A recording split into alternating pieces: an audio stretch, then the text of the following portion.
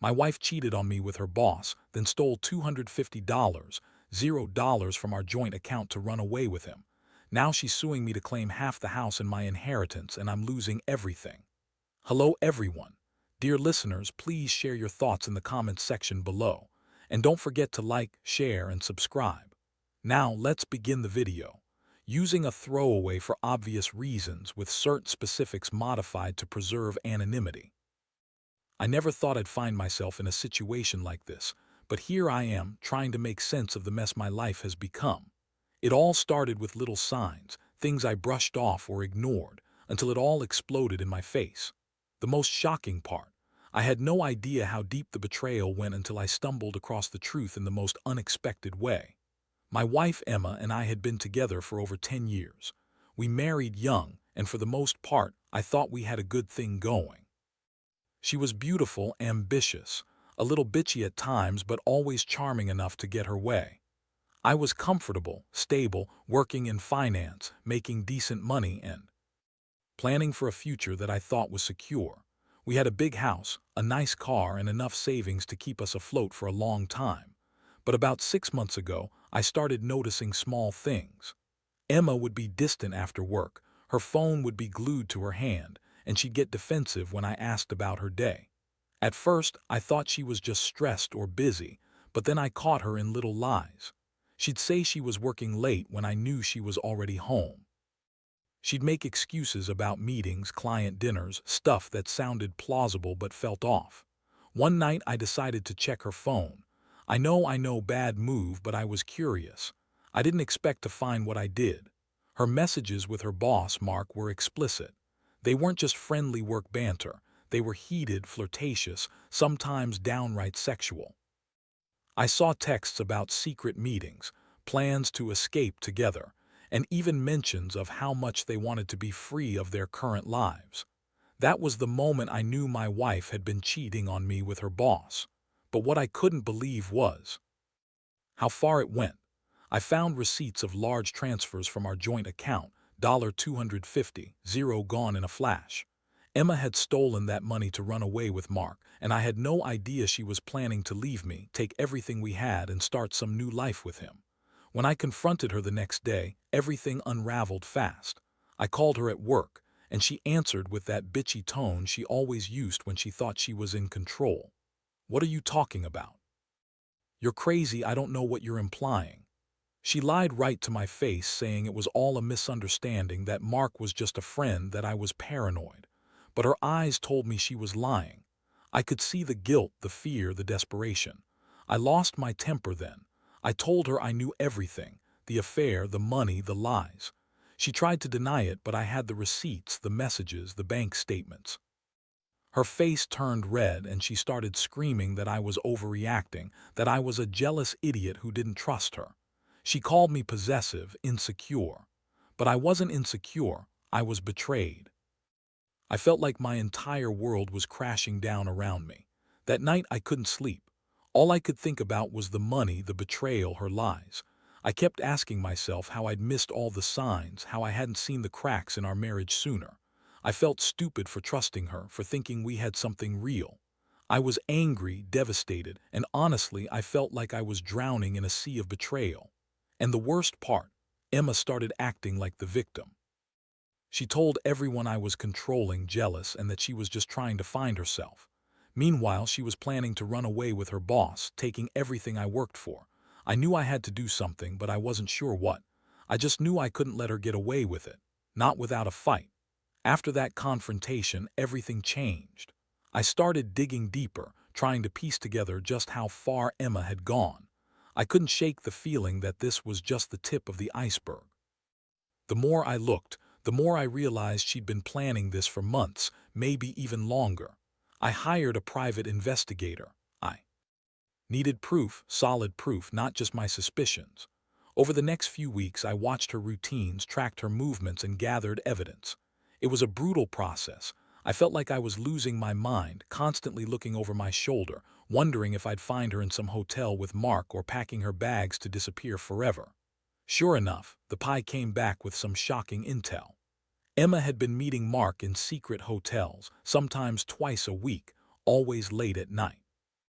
They'd been planning the escape. She even had a fake identity ready, a new bank account, and a plan to go overseas. How long had she been planning this? Did she ever love me? Or was I just some fool she married to secure her future? Then I found the emails, hundreds of pages of them, where she was scheming with Mark about how to take the money, how to hide their tracks, and how she was going to finally break free. They even discussed how she'd pretend to be loyal until she got the money and then leave me high and dry. It was all there, her words, her intentions, her lies. As I sat there reading through everything, I felt a mix of anger, disbelief, and heartbreak. How could she do this? How could she betray me like this after everything we built? I thought about the house, the inheritance, the future I'd worked so hard for, all slipping away now. Emma was a bitch and she didn't care about me, only her own freedom and her new life with Mark. I decided I had to confront her again, but this time with even more evidence. I set up a meeting at the house. When she arrived, I was ready. I laid out the emails, the bank statements, the hotel receipts. Her face twisted into a mask of panic. She started lying again, saying it was all a misunderstanding, that Mark was just a business associate, that I was crazy for thinking she'd cheat and steal from me. I looked her straight in the eyes and told her I knew she'd been planning this for months. I told her I knew about the money, the affair, everything. She tried to deny it, but I wasn't buying her lies anymore. I told her I'd already contacted an attorney, that I was going to fight for what's mine. Our house, my inheritance, everything. The thing is, Emma always thought she was smarter than everyone else. She's manipulative, bitchy, and she always spins stories to make herself the victim. But this time she was cornered. She looked at me with pure hatred, calling me controlling and jealous, like I was the bad guy for catching her. She said I was ruining her life, that she deserved happiness, and that I was just a stupid, insecure husband holding her back. But I didn't care about her excuses anymore. I was hurt, furious, and determined to get justice. I realized I'd been a fool for trusting her so blindly, but I also knew I couldn't let her get away with this. Not without consequences. I had to protect what was mine. I knew the fight was just beginning and I was ready for war. In that moment, I promised myself I wouldn't let her ruin me. I'd fight her in court, I'd fight her for the house, and I'd fight her for my dignity. She might have thought she was smarter, but I was done playing her game. This betrayal was just the start. I wasn't going down without a fight. After that confrontation, I felt like I was walking around in a fog. The shock was starting to wear off, replaced by a cold, calculating rage. I couldn't believe how far Emma had gone.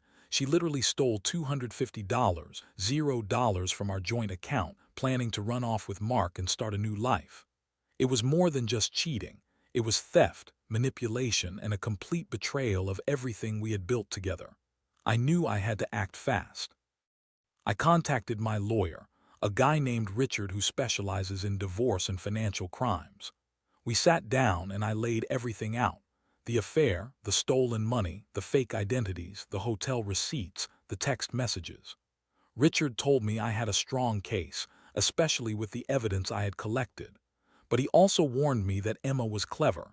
She might try to claim I was abusive or controlling, spin stories to turn people against me.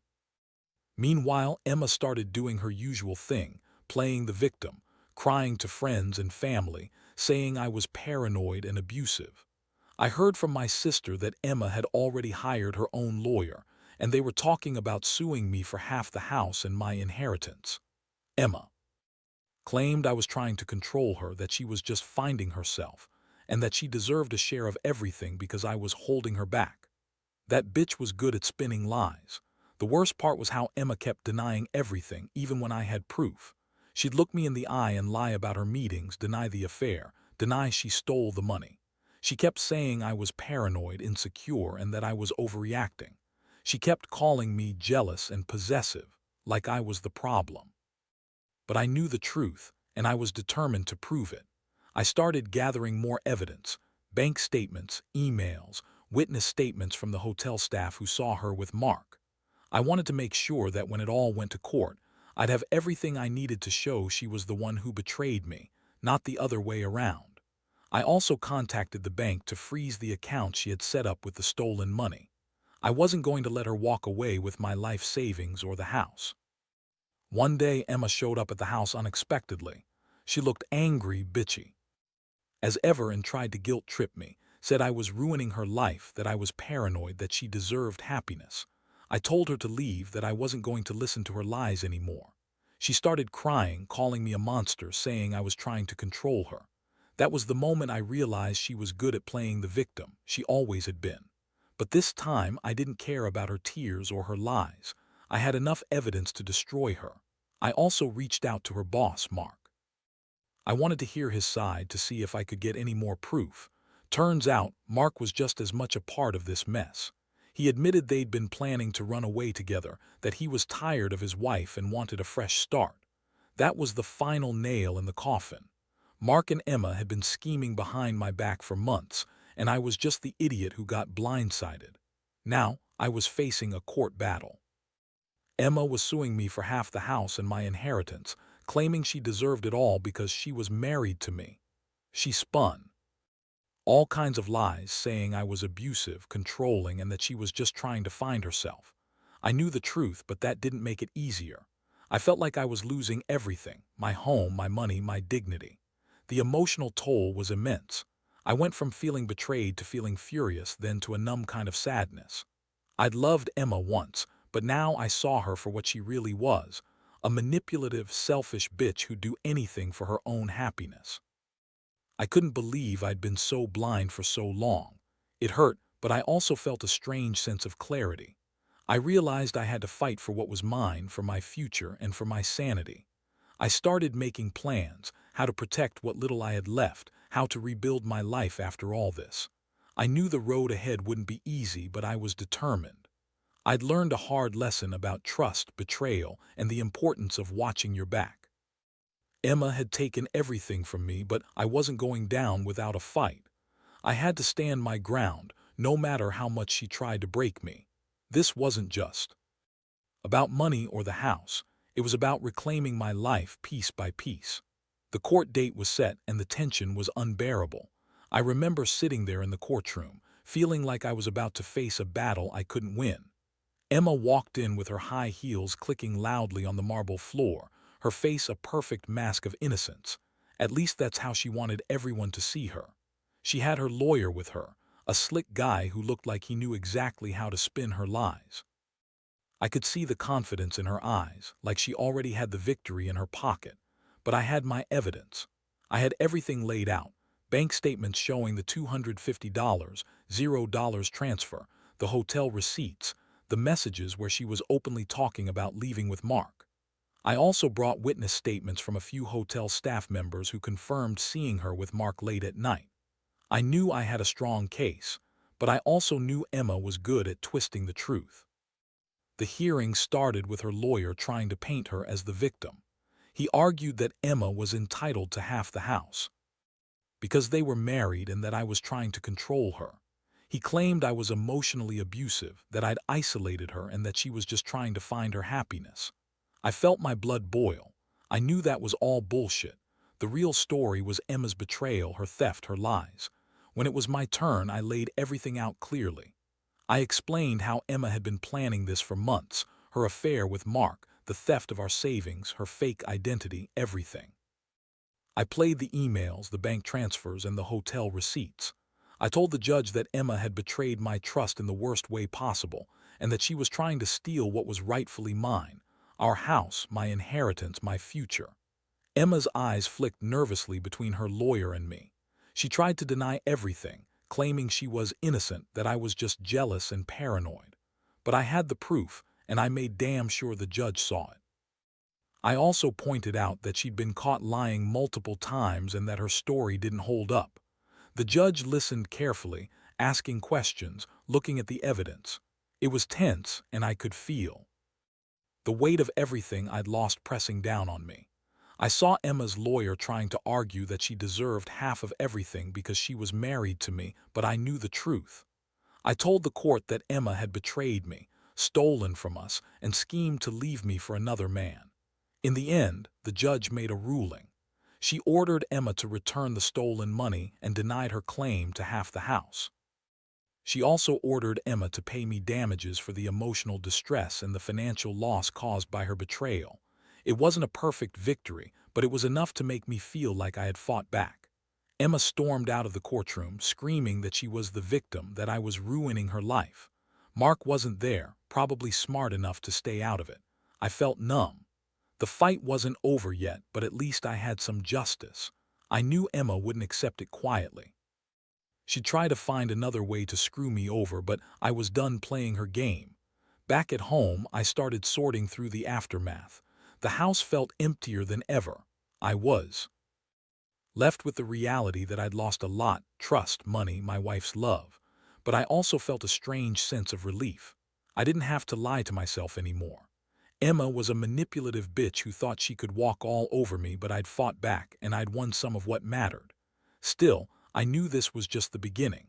There were still legal battles ahead, and Emma would probably try to sue me for more. But I also knew I couldn't keep living in this chaos. I had to pick myself up, rebuild my life, and learn from this nightmare. I realized that trusting blindly was a mistake, but standing up for myself was the only way forward. I'd been betrayed, yes, but I wasn't defeated. Not yet. After the court ruling, I thought I might finally get some peace, but Emma's never-ending game of manipulation wasn't about to stop. She refused to accept the judge's decision, and I could see her scheming behind her bitchy smile. She started making threats, saying she'd fight me in every possible way, trying to ruin me financially, emotionally, anything she could do to come out on top. What really threw me off was how she shifted her tactics overnight. Suddenly, she was claiming that I'd been abusive, that I'd controlled her, that I'd isolated her from her friends and family. She painted herself as the victim, trying to turn everyone against me. I knew she was lying, but I also knew that some people believed her because she was so convincing. She always was good at spinning stories to her advantage. Meanwhile, Mark wasn't just sitting idle. I found out through some mutual contacts that he'd gotten cold feet, started distancing himself from Emma. Apparently, she'd been pressuring him to go through with their plan, but now he was backing out, afraid of the legal consequences, or maybe just realizing how much he'd screwed up.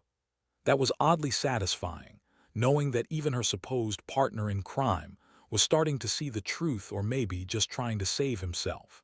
Emma, on the other hand, didn't seem to care. She threw herself into more schemes, trying to sell the house secretly, making shady deals with shady people, anything to get ahead. I found out she'd been talking to some real estate investors, trying to offload the house under the table. I had to step in, hearing private investigators again to monitor her movements, to gather more proof. I knew she was desperate, and desperation makes people do stupid things. In the process, I also discovered she'd been setting up a new bank account under a fake name, trying to hide the stolen money. I immediately reported this to my lawyer, who told me to get a restraining order and freeze all her accounts. I didn't want her to spend another dime of what she'd stolen from us. It was a mess, but I was determined to stop her from destroying everything I'd worked so hard for. The emotional toll was relentless. I felt betrayed, angry, exhausted, like I was fighting a war I couldn't see the end of.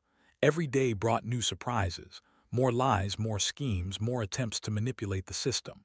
I started losing sleep, questioning whether I'd ever really know who Emma was. Was this her true nature all along? Or was I just so blind that I couldn't see the signs? One night I sat alone in the house, staring at the walls she'd decorated, the memories we'd shared. It hit me hard, how much I'd loved her, how much I'd trusted her, and now I was left with a wreckage I didn't recognize. I realized I'd been holding on to hope, hoping she'd come around, that she'd see reason. But she wasn't interested in that. All she wanted was her freedom and whatever she could take from me. That's when I decided I'd had enough. I was done being the victim of her lies. I hired a new attorney, someone tougher, more experienced in these kinds of cases. I wanted to make sure I protected every dollar, every asset, every piece of my future. I knew Emma was capable of anything, and I couldn't let her destroy me completely.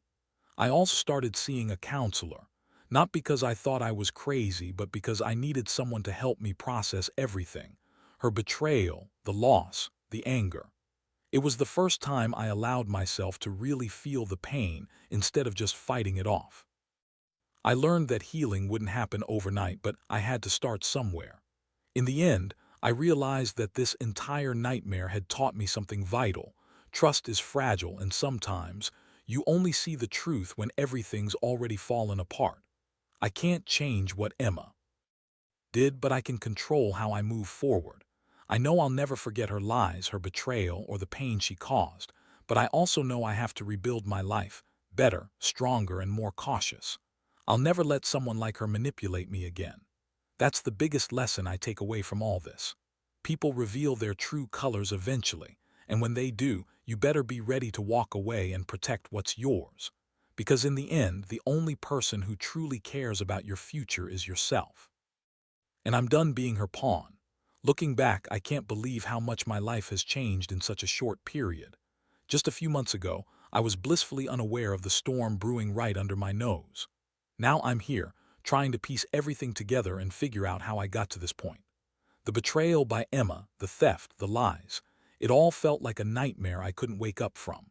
But in some strange way, it forced me to confront parts of myself I never really paid attention to before. I learned that trust is a fragile thing, and when it's broken, it's almost impossible to put back together the same way. Emma's lies, her manipulations, her scheming, they all exposed a side of her I never wanted to see. She was a bitchy, selfish woman who thought she could have everything, my love, my money, my life, and walk away scot-free. But I realized I wasn't going to let her. Not anymore. The legal battle was exhausting, draining every ounce of strength I had. I fought to protect what was rightfully mine, the house, my inheritance, the money she stole. And even though she tried to spin stories, paint herself as the victim, I had the evidence to prove otherwise. The court's decision was a small victory, but it felt like reclaiming a piece of myself. I knew she'd never give up easily. Emma's the kind of person who fights dirty, who manipulates and lies her way out of trouble. But I also learned that sometimes fighting back is the only way to survive. Emotionally, it's been a roller coaster. I went from heartbreak and rage to numbness and acceptance. I still feel the sting of betrayal, but I also feel a strange sense of relief. I no longer have to pretend everything was perfect. I see her for what she really is, a manipulative, selfish woman who only cared about herself. That realization has freed me in a way I never thought possible. Now, I'm focused on rebuilding. I've started therapy to heal the wounds and regain my sense of self. I've been working on my finances, securing what I can, and planning for a future where I don't have to look over my shoulder. I've also started reconnecting with friends and family, people who truly care about me. They've been a huge support, reminding me that I'm still the same person, even after all the damage. Most of all, I've learned to trust myself again, to listen to my instincts, to recognize red flags early, and never let anyone take advantage of my kindness or naivety. Emma's betrayal taught me a harsh lesson about human nature, but it also taught me resilience. I'm stronger now, more cautious, and more aware of what I deserve. This whole experience has changed me forever. I won't forget what happened, but I refuse to let it define me. I'm moving forward better and wiser. And if there's one thing I want anyone reading this to take away, it's this: never ignore the signs, never let someone manipulate your trust, and always protect what's yours. Because in the end, the only person responsible for your happiness and security is you. Trust is fragile, but your strength is. And I've learned that the hard way.